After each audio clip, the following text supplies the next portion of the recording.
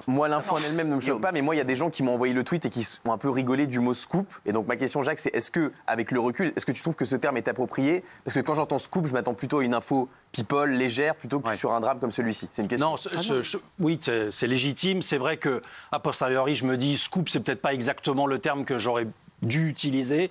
Mais aujourd'hui, c'est difficile de trouver le ton juste, à la fois pour se démarquer, montrer que c'est une information solide, vérifiée, et qu'on va donner, et qu'en même temps, elle est contextualisée. L'une des critiques qu'on peut faire aux médias, en règle générale, c'est de dire, lorsque vous diffusez quelque chose, l'ARCOM insiste beaucoup là-dessus, c'est sur la contextualisation. Et c'est la raison pour laquelle je l'ai fait en série, pour donner, pas en Fred, mais en série.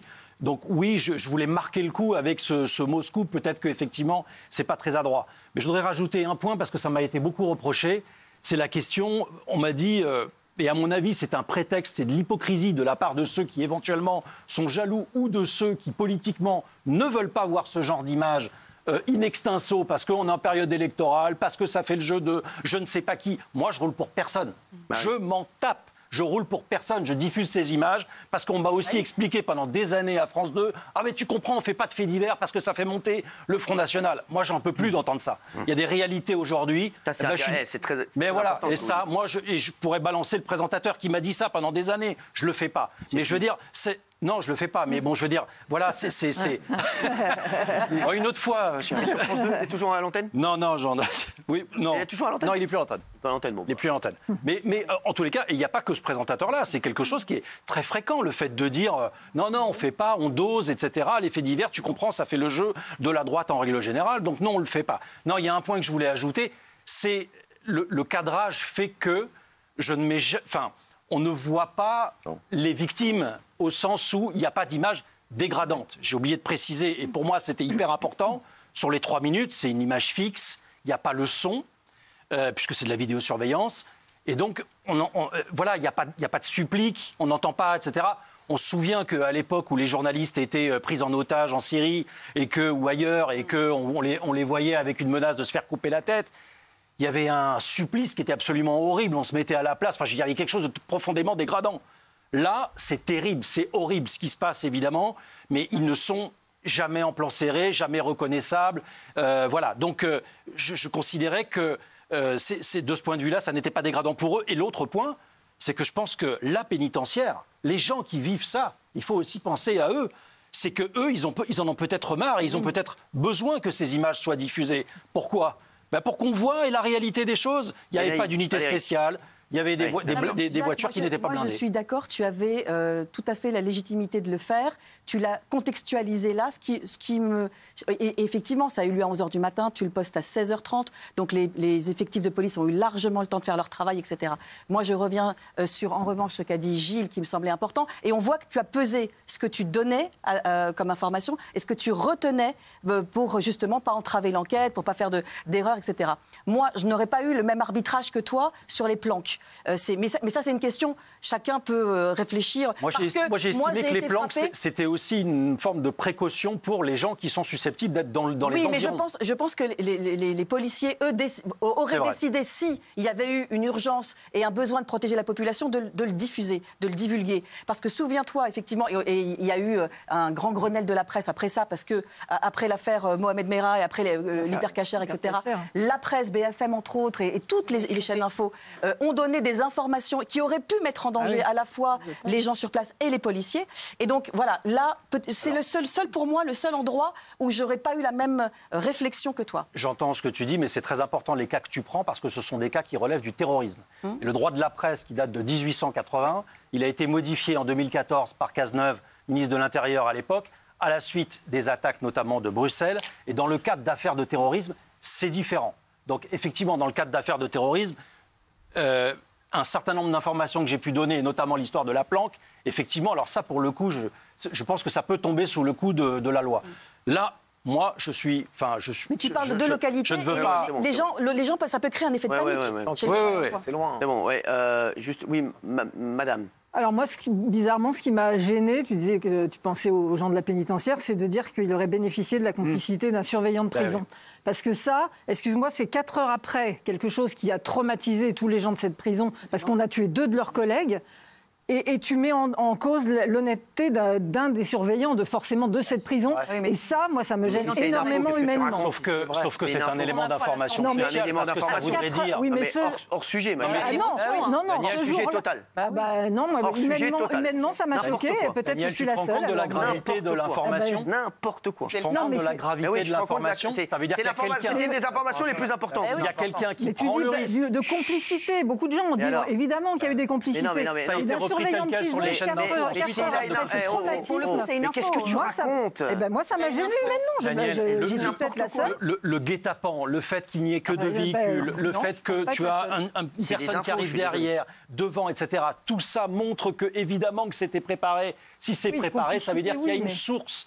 Voilà, donc en fait, ce que je dis, il y a aussi des gens qui m'ont dit, bah oui, évidemment qu'on s'en doute, ton info, non, là, une complicité, oui, mais moi, ça m'a ouais, mais c'est très grave, parce qu'il y a 3 mecs au il y a des morts. Mais Daniel Moreau, je ne comprends pas ce que vous racontez là, en fait. En fait, je ne comprends pas ce qu'elle... Excusez-moi. Non, mais en plus, moi, je pense exactement le contraire. Ça veut dire que la pénitentiaire, et elle le sait très bien, la pénitentiaire, il y a malheureusement des gens qui jouent contre elle à l'intérieur du système. Mais c'est hyper grave. Je ne dis pas que c'est faux. Je dis que 4 heures après, alors qu'on est que c'est un traumatisme énorme, on ne sait pas. Extrêmement importante. Mais bien sûr, j'ai dit que c'était humainement que ça me gênait. Journalistiquement, tu as peut-être fait vraiment ton boulot. Moi, humainement, ça me gêne. Excusez-moi de me mettre à la place de ces gens en prison qui sont traumatisés. Il n'a pas donné le nom, il n'a pas dit. Non, mais bien sûr. Ce qui aurait été terrible, c'est d'annoncer un nom. Mais qu'est-ce que vous racontez? De toute façon, tu penses que à la pénitentiaire, tu penses que tous les surveillants de prison, ils ne se sont pas demandé de poser la question de qui avait pu aider parmi... Bien sûr. Alors, peut-être que ils n'ont pas entendu Jacques. Plus vite tu trouves la personne qui a balancé et qui a fait ce drame, qui a fait que ce drame a pu exister, plus vite tu le trouves, plus vite tu le dénonces, mieux c'est. Moi, sur Jacques, peut-être les 4 scoops, à la limite. Après 100 km, moi je suis pas gêné qu'ils disent 2 localités, ils ne donnent pas les noms des villes, et ils disent 100 km. Amusez-vous à trouver 100 km autour de Rouen, vous allez voir, c'est très grand. Et moi, ce que je ne comprends pas, c'est que toutes les vidéos qu'on voit, quand c'est des mecs qui font de la motocross et qui renversent des policiers, ça ne vous dérange pas de les passer les vidéos. Toutes les chaînes info les passent, ça ne dérange personne. Là, ça ne dérange personne. Là, c'est un truc qui est grave, qui nous a traumatisés. C'est des mecs qui sont payés 1500 balles, qui se sont fait canarder comme des chiens. Il ne faudrait pas montrer les vidéos, il faudrait cacher, il faudrait laisser sous silence. Alors bien sûr, sans entraver l'enquête de la police, mais moi, à partir du moment où on montre des vidéos, que toutes des petites racailles font des merdes, et à chaque fois, tous les sites télé les reprennent. Quand il y a des manifs, on voit des cons qui cassent tout. Tous les sites télé les reprennent, ça dérange personne. C'est pas Jacques Cardos, c'est des mecs, vraiment, même des chaînes info, ça dérange personne. Et là, on tombe sur Jacques Cardos, pourquoi? Parce qu'en plus, il est journaliste, donc mais à la limite, il a une petite légitimité à le faire. Et là, on lui tombe dessus parce qu'il a montré ça. Mais moi, je n'ai pas attendu Jacques Cardos pour les avoir, les images. On me les a envoyées toute la journée, les images. Toute la journée, j'ai eu. Je ne savais même pas, moi, que lui s'était mis dans la sauce avec ça. Je ne savais même pas. Donc, ça, les images-là, moi, je veux les voir. Et le mec qui a balancé là, que toi tu dis ouais, ça me choque. Je veux le voir aussi. En plus, qu'on le trouve comme les autres. S'il existe vraiment. Si Jacques il donne une info qui dit qu'il y a un gars dans la surveillance pénitentiaire qui a balancé, s'il existe vraiment ce mec-là, je veux qu'il soit attrapé comme les autres et je veux qu'il prenne autant que les autres. Bien sûr, mais que l'enquête fasse son travail. L'enquête elle fera son travail, c'est pas parce qu'il a dit. C'est pas parce qu'il a dit à 100 km aux alentours. Il y a des gars qui se sont cachés. Il n'a pas donné les plaques des bagnoles. Il n'a pas donné la marque des bagnoles. Voilà. Vous voulez pas qu'on donne le nom des gens. Vous voulez rien. Vous voulez pas qu'on dise comment il s'appelle le mec. Vous voulez pas qu'on dise où il s'habite, vous voulez pas qu'on dise qui a fait les coups. Les mecs, arrêtez. C'est pas parce que l'info te fait de la peine. Bien sûr. Pas donner l'info. Je comprends ce que tu veux dire. Tu vois ce que je veux dire quand même. On peut être un peu dans l'humain. Mais dans l'humain de quoi? Mais qui a été dans l'humain? Mais dans l'humain de ce traumatisme. Mais va dire aux enfants des mecs qui sont partis d'être dans l'humain. Ils tapent un fourgon, ils allument, ils cherchent même pas à négocier. Arrête d'humain. C'est juste de la complicité. Il n'y a pas de négociation, c'est de la complicité. Je dis pas qu'il faut pas enquêter. Avec un mec qui a permis de faire ça. J'ai aucune humanité avec un mec. Je parle de tous ces gens dans cette corporation, ces gens dans cette prison, le traumatisme 4 heures après, et alors ils vont être en train de... C'est les premiers à vouloir savoir. Ils veulent le trouver. Ce qui est toujours extraordinaire dans ces histoires-là, c'est qu'il y a toujours de l'hypocrisie. Il y a d'abord de l'hypocrisie d'une façon générale des médias et de la presse, parce que, évidemment, comme tu le disais Jean-Michel tout à l'heure, il y a beaucoup de journalistes qui m'ont dit... qui essayaient de me tacler parce que je pense qu'il y avait une forme de jalousie en se disant attends, Jacques Cardos, t'es PMP, d'où ça sort, pourquoi il sort l'image, etc. Bon, donc je pense que déjà il y a ça, mais surtout là où ce que dit Raymond est essentiel. Enfin, je veux dire, on vit dans un monde où il y a une quantité d'images sur des choses parfois beaucoup plus graves, avec des affaires de terrorisme, et d'autres fois, entre guillemets, des choses moins graves, parce qu'il n'y a pas mort d'homme, mais où les gens... des gamins qu'on tabasse à 15, il y a mort d'homme. Des adolescents qu'on tabasse à 15, qu'on laisse morts comme ça, qu'on fait voir les images. Là, tout le monde a le droit de les passer. Vous êtes mis à 15 sur le gamin, et on les voit partir, on voit qui c'est, ça entrave pas l'enquête. Et qui sont des éléments pour la justice. Aujourd'hui, les éléments de vidéo, ça fait partie de l'appréciation du juge. Donc je veux dire, je ne vois pas en quoi ce qui pourrait être valable pour la justice et pour la police ne serait pas valable pour les Français, pour qu'on se rende compte de la violence, du guet-apens, du degré qu'on a franchi. Donc je pense que c'est hyper important. Raymond, et Gilles, en plus, tu disais que ça a pu contrecarrer et ralentir l'enquête, entraver l'enquête. Je suis désolé, mais la personne qui est la source qui a donné l'information à Jacques, quelqu'un de très haut placé, c'est pas quelqu'un, je pense, qui veut jouer contre son camp, qui veut faire du mal à la police. C'est quelqu'un qui pense que ça peut être utile à l'enquête. Ah bah oui. Et si je peux dire, ce qui est intéressant, c'est le delta entre le moment où si je peux dire un truc 10 secondes, ne pensez pas. Vous prenez la police de ce pays pour des baltringues. Ne pensez pas que parce que Jacques Cardoz, il a fait un tweet là, la police, merde, Jacques Cardoz, il nous a grillé. Tous les gars. Ils sont sur les côtes de ces mecs-là, ils vont pas les lâcher. Exactement. Ils ont fait une erreur, ils ont fait un meurtre, plusieurs meurtres répétés. Ils vont pas les lâcher, ils vont les traquer. Et ils sont déjà même, je suis sûr, déjà presque sur leur côte et ils vont pas aller bien loin. Donc ne pensez pas que Jacques Cardoz, il a foutu en l'air l'enquête. Il a fait un tweet comme plein de gens. Il a dit à 100 km, il y a des gens qui traînent, il a rien de. Je vois pas. Il y a les 4 scoops, voilà. Tout ce que je peux te dire droit dans les yeux, Jacques, les 4 scoops peut-être, c'est des trucs de daron, peut-être t'as fait ça comme ça, fallait l'enlever ça. Tu mettais 1, 2, 3, 4, ça suffit largement. Oui. Et d'ailleurs, Jacques, par rapport à la transparence des médias, hier, la photo de Mohamed Amra par exemple, hier par exemple BFM l'a floutée.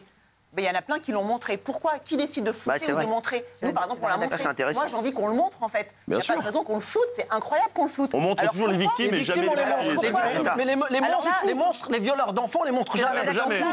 Mais les victimes, ça, tiens, les victimes en pâture, la famille où ils habitent, on sait tout. Les enfants, regardez son fils, ça c'est son fils. Mais le violeur... Ah non, le violeur, attention, c'est Patrick F. On n'a pas le droit de donner son nom. Aujourd'hui, ils n'ont pas flouté. Mais hier, il était flouté toute la journée. Et ça m'a révolté. Alors, on va lui laisser répondre. Moi, je suis totalement d'accord avec toi. Je trouve qu'il y a là aussi une forme d'hypocrisie. Ce sont les patrons de presse qui décident. Ils ont le droit de le faire. Certains estiment qu'il ne faut pas porter atteinte à la personne. Et que donc, même dans le cas où il est coupable, il reste de toute façon présumé innocent jusqu'au moment du jugement et éventuellement, etc. C'est pas parce qu'on monte sa tête qu'il ne sera pas présumé innocent, il sera toujours présumé innocent. Ne serait-ce que pour les citoyens, pour savoir qui c'est. De toute façon, il y a une alerte rouge qui a été lancée. D'ailleurs, je l'ai reçue également cet après-midi, je ne l'ai pas diffusée, avec tous les numéros de téléphone qui vont, etc.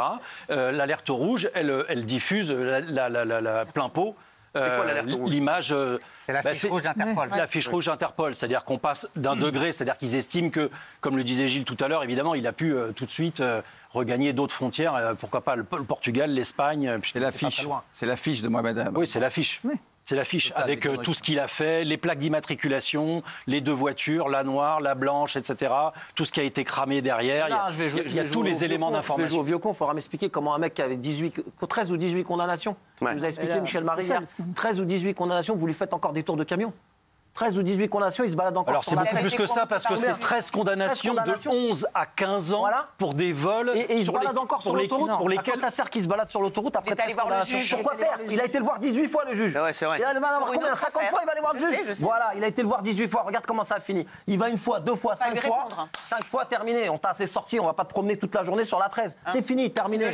Aucune suite judiciaire sur les 11 infractions qu'il a commis entre l'âge de 11 ans et l'âge de 14 ans. 19 de 11 ans à 14 ans. Oui, mais après. 19, non. Il y a un deuxième volet de 11 à 14 ans. Classés sans suite les 19 de 11 à 14 ans. 3 semaines, ils prenaient l'autoroute. Non, mais c'est vrai. J'ai pas entendu, Géraldine. C'est vrai que ça, mais ça, c'est aberrant. C'est facile après de faire. Alors, j'en veux pas au ministre de la Justice, j'en veux pas aux états-majors, tout ça, aux institutions. Mais c'est facile de venir à la télé après dire ouais, vous savez, c'est triste, c'est dommage, on va faire des marches blanches, on en a marre de faire des marches blanches. Tous les jours, on fait des marches blanches, on en a marre des marches blanches. Là, le mec, là, moi hier, quand Michel Marie m'a dit ça, 18 condamnations. J'ai dit 18 condamnations, vous le sortez encore? Moi, je le sors pas. Je suis peut-être un connard, je suis peut-être un débile. 18 condamnations, il sort plus. Il reste en prison. Si quelqu'un veut le voir, il est là. Venez, déplacez-vous, vous. Moi, je le sors plus. J'en ai marre de le sortir. Le personnel pénitentiaire veut changer. Le juge doit aller en prison. Peut-être. Et le prisonnier ne doit pas aller voir le juge. Ils sont déjà débordés, c'est ça. C'est l'une des domaines de la pénitentiaire. Ils sont débordés, regarde maintenant. Valérie, c'est bon, on va pas les expondables. Non, mais c'est vrai. Bernard Montiel. Juste un détail. Je sais qu'ils sont à la recherche de quelqu'un, un complice, dirais-je, à la sortie du tribunal, qui a donné le top départ. pour donner précisément quand au retour du tribunal. C'est très facile. Il y a un fourgon qui sort comme ça du tribunal, qui prend l'autoroute. Tu sais quelqu'un du tribunal, il n'y a pas 50 fourgons qui vont aller à Incarville. Il n'y en a qu'un. Tu sais que ton gars, il est dedans. C'est au retour du tribunal. De l'heure de départ. Tu t'attends devant le tribunal. Tu vois que les deux voitures, elles sont là. Tu vas à Incarville. À Incarville, il n'y a pas 400 fourgons qui passent dans la journée. Tu sais que ton gars, il est là. À l'heure qui s'est passée, tu sais que c'est lui. Oui, mais il recherche quelqu'un au sein du tribunal. Tu ne peux pas trop attendre longtemps. Pourquoi tu ne peux pas attendre? Tu sais qu'ils ont pris le tribunal, tu peux passer la journée. Tu peux pas attendre pour aller faire pipi. On peut mettre l'alerte rouge d'Interpol, si vous les plaît. policiers disaient hier que tu ne peux pas attendre très longtemps comme ça à un péage. Faut avoir un go. Les gens, ça va être. Mais quel il y a un go. Évidemment, ils ont donné un départ. Ce qui est sûr, c'est que là, voilà. Ce qui est sûr, c'est que c'est une attaque qui est préparée, mais alors par plusieurs équipes. Enfin, je veux dire, c'est pour avoir un dispositif, enfin, pour pouvoir faire ça, c'est une sacrée organisation. On parle de quelqu'un qui détenait le marché de la drogue sur une grosse région normande et qui avait réussi à constituer, enfin, alors, j'allais dire depuis l'âge de 11 ans, non, mais enfin, il a quand même un maillage extrêmement important de connaissances et qui s'est constitué des relais extrêmement importants. C'est ce qu'on m'a expliqué dans le pays est très malade, proche de l'enquête. Il est très malade parce que si lui c'était un cador et t'as pris juste un Citroën Berlingo et un Renault Trafic pour le faire transporter, il n'y a rien d'autre autour, le pays est très malade. Ce qui frappe énormément, le pays est très malade. Ce qui frappe énormément et choque énormément les policiers, c'est que la volonté, encore une fois, de vouloir défourailler, alors qu'ils sont encore à 10 mètres, que les gars de la pénitentiaire sont là, qui peuvent tout à fait être désarmés, saucissonnés, et qu'on leur préserve la vie. Mais que et il y en a un des trois. Il y en a un des trois où on lui tire une balle. Alors que on a déjà lancé la grenade à l'intérieur du véhicule. C'est-à-dire comprenez-vous les critiques? C'est dément, quoi. Merci Jacques Cardos d'avoir été avec nous. Merci d'avoir été là, Jacques. C'était une belle séquence. Ouais. On se retrouve dans un instant